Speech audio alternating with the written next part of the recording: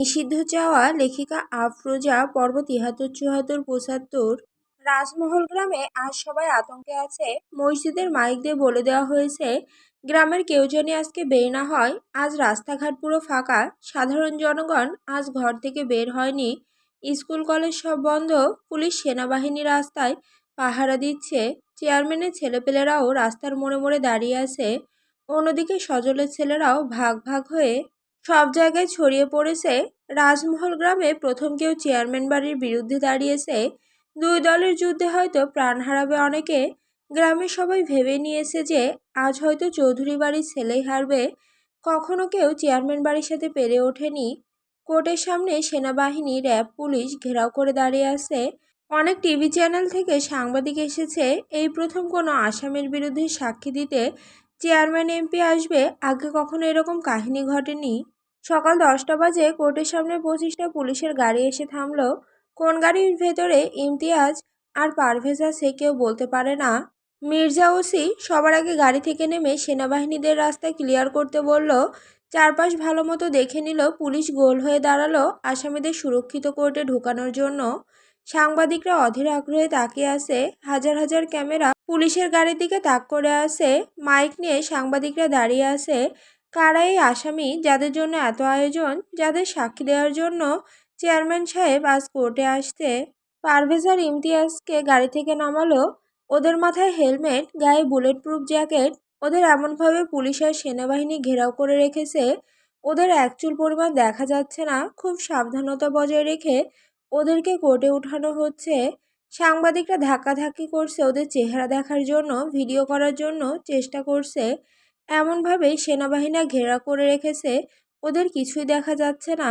সাংবাদিকরা একজনের গায়ের ওপরে অন্যজন পড়ছে আসামিদের দেখার জন্য। তখন সেনাবাহিনীরা এসে বলল, আজ কোর্টের সামনে মিডিয়া অ্যালাউ না, আপনারা চলে যান। একজন সাংবাদিক বলে উঠল, আগে তো কখনো আসামিদের পরিচয় এরকম গোপন রাখা হয়নি, এমনভাবে কোর্টে উঠানো হয়নি। একজন সেনাবাহিনী বলল, এমসিআর কোম্পানির মালিক সজল চৌধুরীর অ্যাসিস্ট্যান্ট অ্যান্ড ড্রাইভার আসামি। এমসিআর কোম্পানির মালিক তো যুক্তরাষ্ট্রের 3 নম্বর ধনী। সে তো কখনো মিডিয়ার সামনে আসেনি। আজ পর্যন্ত তাকে কেউ দেখে নাই। অ্যাসিস্ট্যান্ট আর ড্রাইভারের জন্য এত আয়োজন। সেনাবাহিনী আর পুলিশ ঘেরাও করে তাদের নিয়ে যাচ্ছে। সজল চৌধুরী কি আজ কোর্টে আসবে?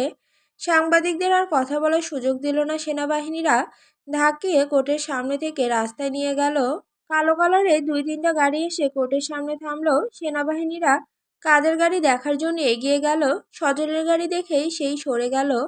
আগে সজলের বডিগার্ডরা গাড়ি থেকে নামলো। চারপাশ ভালোভাবে পর্যবেক্ষণ করে সজলের গাড়ির দরজা খুলে দিল। সজল, আদনান, জামাল 3জন গাড়ি থেকে নেমে কোর্টের সামনে দাঁড়ালো। আদনান, জামাল, তোর হয়তো আমাদের সাথে আসা উচিত হয়নি। জামাল, আমার কোনো বংশ নেই, আমার কোনো পিতা নেই, আমার কেউ নেই, আমি এতিম, তাই কোনো ভয় নেই। আদনান, ভেতরে চল। কোর্টের ভেতরে গিয়ে ইমতিয়াজ আর পারভেজের সাথে দেখা করে নিজেদের জায়গায় বসে পড়ল। চেয়ারম্যান সাহেব অনেক আগে এসেছে, গোলাম মোস্তফা খান এখনো আসেনি। জামালকে সজলের সাথে দেখে চেয়ারম্যান সাহেব বলল, কুলাঙ্গার ছেলে জন্ম দিয়েছি, বাবার বিপক্ষ দলের সাথে কোর্টে আসতে। কিছুক্ষণ পরে জজ চলে এসেছে। দুই দলের উকিল দাঁড়ালো, পাল্টাপাল্টি জবাব চলছে। উকিল জজের কাছে অনুমতি চাইল আদালতে ভিকটিমের মুখ থেকে সব সত্যিটা জানার জন্য। আসামিরা চেয়ারম্যান সাহেবের মেয়েকে পাচার করার সময় ধরা পড়েছে। চেয়ারম্যান সাহেবের মেয়ে নিজেই সাক্ষী দেবে, ইসরাত মেহেদিবা খান। জজ, অনুমতি দিলাম, আদালতে ভিকটিমকে নিয়ে আসা হোক। নামটা শোনার পর পুরো কোর্ট নিস্তব্ধ হয়ে গেল। সজলের কানে বারবার ইসরাতের নাম বাড়ি খাচ্ছে। গোলাম মোস্তফা খান আর ইসরাতের আগমন ঘটে। ইসরাতের পরনে সাদা জামা, সাদা সালোয়ার, সাদা ওড়না দিয়ে মাথা পেঁচানো। ইসরাতের চেহারা ফ্যাকাশে দেখাচ্ছে, চোখে আতঙ্কের ছাপ। ইসরাতের ঠোঁটে কাটা দাগ। মেয়েটা 3 দিনে শুকিয়ে কাঠ হয়ে গিয়েছে। সজল আর জামাল ইসরাতকে দেখে উঠে ইসরাতের কাছে যেতে নিল।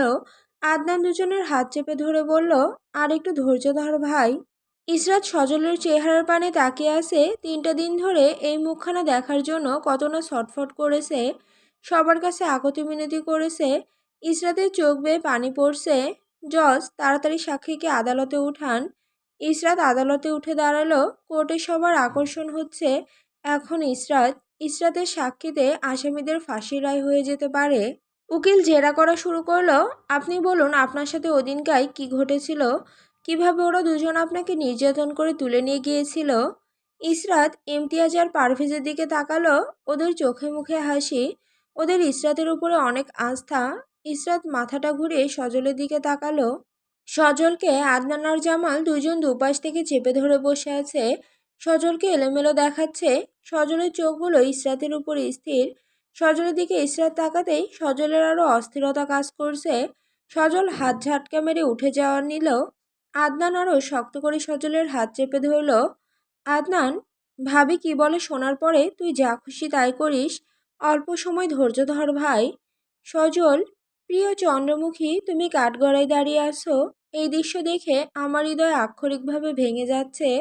সব কিছুকে একটি নির্দিষ্ট সংজ্ঞায় সংজ্ঞায়িত করা যায়, কিন্তু মন ভাঙার কষ্টকে কোনো নির্দিষ্ট সংজ্ঞায় ফেলা যায় না। কারণ এই অনুভূতি এমন এক ব্যাপার যা ব্যক্তি শুধু নিজের মধ্যে অনুভব করে। তোমার ঠোঁটে কাটা দাগ দেখে আমার হৃদয় ক্ষতবিক্ষত হয়ে যাচ্ছে। আমি চাইলে এখনই আদালতকে শ্মশানঘাট বানিয়ে ফেলতে পারি, কিন্তু তুমি কি বলো তা শোনার অপেক্ষায় আমি আছি। ইসরাত জোরে শ্বাস টেনে মাথাটা নিচু করে দাঁড়িয়ে আছে। উকিল, আপনার কোনো ভয় নেই, সত্যিটা আপনি বলুন। গোলাম মোস্তফা খান দাঁড়িয়ে চিল্লিয়ে বলল, কথা বলছিস না কেন, চুপ করে দাঁড়িয়ে আছিস কেন? জজ, অর্ডার অর্ডার অর্ডার।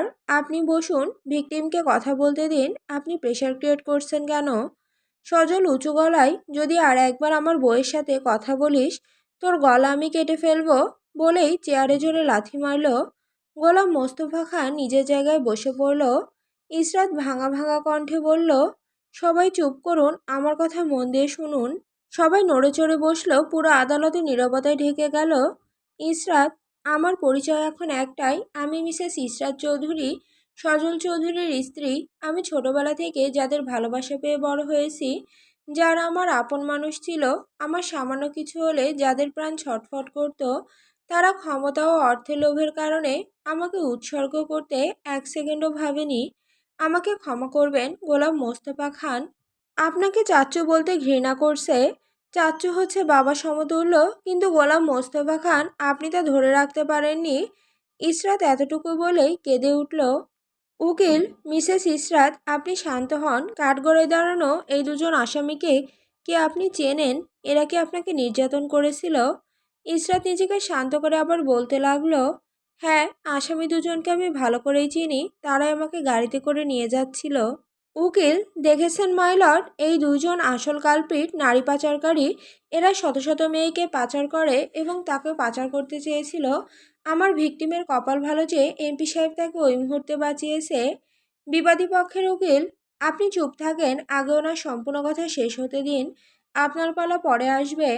জজ, অর্ডার অর্ডার। ভিকটিমকে পুরো কথা শেষ করতে দিন, আপনি চুপ থাকুন। ইসরাত, সকালবেলা আমাকে নিয়ে পারভেজ ভাই আর ইমতিয়াজ ভাইয়া স্কুলে যাচ্ছিল। আমাদের গাড়ির সামনে হাতি চলে আসায় তখন ভাইয়ারা গাড়ি থেকে বের হয়। তখন গোলাম মোস্তফা খান ভাইয়াদের মাথায় রড দিয়ে আঘাত করে আমাকে কিডন্যাপ করে নিয়ে চলে যায়। এই 3 দিন ধরে আমার উপরে নির্যাতন করেছে গোলাম মোস্তফা খান। আমাকে 2 দিন ধরে না খাইয়ে রাখছে।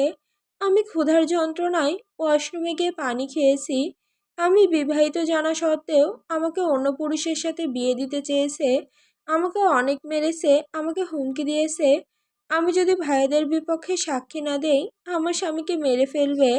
এতটুকু বলেই ইসরাত হাউমাউ করে কেঁদে ওঠে।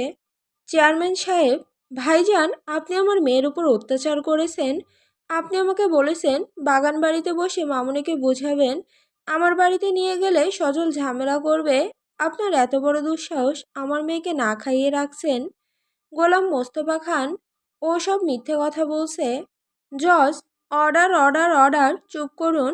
ইসরাত, আমি মা হতে চলেছি জানার পরেও আমার পেটে লাথি মেরেছে আমার সন্তান নষ্ট করে ফেলার জন্য। আমার সন্তানকে ও পৃথিবীর আলো দেখতে দিল। এতটুকু বলে ইসরাত অজ্ঞান হয়ে পড়ে যায়। জামাল গিয়ে ইসরাতকে ধরল। কোর্টের সবাই দাঁড়িয়ে গেছে। সজল দৌড়ে গিয়ে গোলাম মোস্তফা খানের গলা চেপে ধরেছে। ইমতিয়াজ আর পারভেজ কাঠগড়া থেকে নেমে কোর্টের দরজা লাগিয়ে দিয়েছে। সজল, তুই আমার চন্দ্রমুখীর পেটে লাথি মেরেছিস, তোর পা আমি কেটে ফেলবো। বল, আমার সন্তান ঠিক আছে তো? আমার সন্তানের কিছু হয় নাই তো? এই কুত্তার বাচ্চা, কথা বলছিস না কেন? একবার বল আমার সন্তান ঠিক আছে। চিল্লিয়ে ওঠে গোলাম মোস্তফা খান। পাগলের মতো হাসতে শুরু করলো। গোলাম মোস্তফা খান, তুই জিতেও হেরে গেলি বলে আবার হাসতে শুরু করলো। সজল হিংস্র পশুর মতো হয়ে ওঠে, পা দিয়ে গলা চেপে ধরে মুখে একভাবে ঘুষি মারতে থাকে। আদনান সজলকে থামানোর চেষ্টা করছে। মির্জা চৌধুরী সাহেব, অপরাধীকে আমাদের হাতে তুলে দিন, নিজের হাতে আইন তুলে নেবেন না। সজল, তোকে কি জিজ্ঞেস করছি, তুই কথা বলছিস না কেন? আমার সন্তানের সাথে কি করেছিস তুই? গোলাম মোস্তফার মাথা দেওয়ালের সাথে বাড়ি মারতে শুরু করলো। গোলাম মোস্তফা খানের মাথা থেকে রক্ত ছিটকে ছিটকে সবার গায়ে গিয়ে পড়ছে। জজ, অর্ডার অর্ডার অর্ডার, এসব কি হচ্ছে কোর্টের ভেতরে? পুলিশ, আপনারা হাঁ করে দাঁড়িয়ে কি দেখছেন? সবগুলোকে অ্যারেস্ট করুন। সজল মাথাটা ঘুরিয়ে জর্জের দিকে তাকিয়ে বলল, অ্যারেস্ট তোর ওই জায়গায় ঢুকিয়ে দেব। জজ দেখে সজলের কথায় সব পুলিশেরা মাথা নিচু করে দাঁড়িয়ে আছে। জজ, উকিল সবাই সজলের ভয়ে টেবিলের নিচে বসে পড়ে। গোলাম মোস্তফা খানের ছেলেপেলেরা ও কোর্টের ভেতরে ছিল, সজলকে টেনে মারতে গেল। ইমতিয়াজ, পারভেজ, আদনান, ওরা ছেলেদের সাথে মারামারি লাগিয়ে দিয়েছে। কোর্টের ভেতরে মারামারি শুরু হয়ে গেল। পুলিশ মারামারি থামানোর চেষ্টা করছে, কিন্তু কোনোভাবে পারছে না। মির্জা ফাঁকা গুলি করল। গুলির আওয়াজে মারামারি বন্ধ হয়ে গেল। চেয়ারম্যান সাহেব, মামনিকে নিয়ে মেডিকেলে যেতে হবে। জামাল, আপনি বনুর আশেপাশেও আসবেন না। একদম আলগা ভালোবাসা দেখাতে হবে না। আপনার জন্যই আজকে বনুর এই অবস্থা। ইমতিয়াজ, ভাই এই অমানুষটাকে পরে দেখা যাবে, আগে ভাবিকে নিয়ে মেডিকেলে চলুন। চেয়ারম্যান সাহেব, মামনি যে মা হবে তা আমি জানতাম না। সজল গোলাম মোস্তফাকে আধমরা করে এবার চেয়ারম্যান সাহেবের গলা চেপে ধরল। তুই হচ্ছিস সেই ঝামেলার মূল কারণ। আমার সন্তানের যদি কিছু হয় সবার আগে আমি তোকেই মারব। জামাল, ভাইয়া বনুর শরীর ঠান্ডা হয়ে আসছে, গাড়ি বের করতে বলো, বনুকে মেডিকেলে নিতে হবে। সজল ইসরাতের মুখের দিকে তাকিয়ে হুঙ্কার দিয়ে উঠল। সজলের হুঙ্কার এত তীক্ষ্ণ ছিল, ভূমিকম্প কম্পন এত তীক্ষ্ণ নয়। সজলের হুঙ্কারে পুরো কোর্ট কেঁপে ওঠে। সজল, আমি স্বামী হিসেবে ব্যর্থ, বাবা হিসেবে ব্যর্থ। তাদেরকে রক্ষা করতে পারিনি, তাদেরকে এই অমানুষদের হাত থেকে দূরে রাখতে পারিনি। কিন্তু আমি প্রতিজ্ঞা করছি, আমার সন্তানের যদি কিছু হয়, আমার স্ত্রীর যদি কোনো ক্ষতি হয়, আমি একটাকেও বাঁচিয়ে রাখবো না। মির্জা ছিল সজলের বিপক্ষে, এমপি সাহেবের হয়ে কাজ করত। আজ সজলের কথায় রুহু কেঁপে উঠল। সন্তানের জন্য বাবার আর্তনাদ, স্ত্রীর প্রতি ভালোবাসা। মির্জা কোর্টে দরজা খুলে রাস্তা ক্লিয়ার করতে বলল সেনাবাহিনীদের। সজল ইসরাতকে কোলে নিয়ে গাড়িতে উঠে গেল। রাস্তার মোড়ে মোড়ে দুই দলের ছেলেরা মারামারি করছে। রাস্তায় কোপাকুপি, গুলির আওয়াজে সাধারণ জনগণ আতঙ্কে আছেন। সেনাবাহিনী, পুলিশ লাঠিপিটা, গুলি, বোমা নিক্ষেপ করছে, তারপরও মারামারি বন্ধ করতে পারছে না। পুরো গ্রামের রাস্তা ব্লক হয়ে আছে, গাড়ি কোনোভাবে সামনে আগাতে পারছে না। এক পর্যায়ে আদনান, ইমতিয়াজ, পারভেজ, জামাল ওরা রাস্তা ক্লিয়ার করতে লাগলো। হেলিকপ্টারে করে ইসরাতকে মেডিকেলে নিয়ে যাবে, রাস্তা দিয়ে নিয়ে যেতে পারবে না। রাস্তার মোড়ে মোড়ে ঝামেলা হচ্ছে, সব জায়গায় ক্লিয়ার করতে করতে ইসরাত আরও অসুস্থ হয়ে পড়বে। তাই তাড়াতাড়ি মেডিকেলে নিতে হেলিকপ্টার আনাচ্ছে। পুলিশ, সেনাবাহিনী, সজলের বডিগার্ডরা সবাই সজলের গাড়ি ঘেরাও করে দাঁড়িয়ে আছে, যাতে সুরক্ষিতভাবে ইসরাতকে নিয়ে হেলিকপ্টারে উঠতে পারে। ছেলে একটা ছুরি নিয়ে ছুটে এসে ইমতিয়াজকে আঘাত করে দিল। জামাল বাধা দিতে গিয়ে জামালের বুকে ছুরি ঢুকে গেল। জামাল মাটিতে লুটিয়ে পড়ল। ইমতিয়াজ ছেলেটাকে ধরে মারতে লাগলো। আদনান জামালের মাথাটা কোলে নিয়ে ডাকতে লাগলো, এই শালা চোখ খোল, তোকে কিন্তু আমি এখন মারবো। আদনান চিল্লিয়ে উঠে, চোখ খুলছিল না কেন শালা? পুলিশ ছেলেটাকে ইমতিয়াজের হাত থেকে ছাড়িয়ে নিয়ে গেল। পারভেজ ভাই, এভাবে শুয়ে আমাদের জ্বালাচ্ছেন কেন? জামালের বুকে ছুরিটা গেঁথে আছে।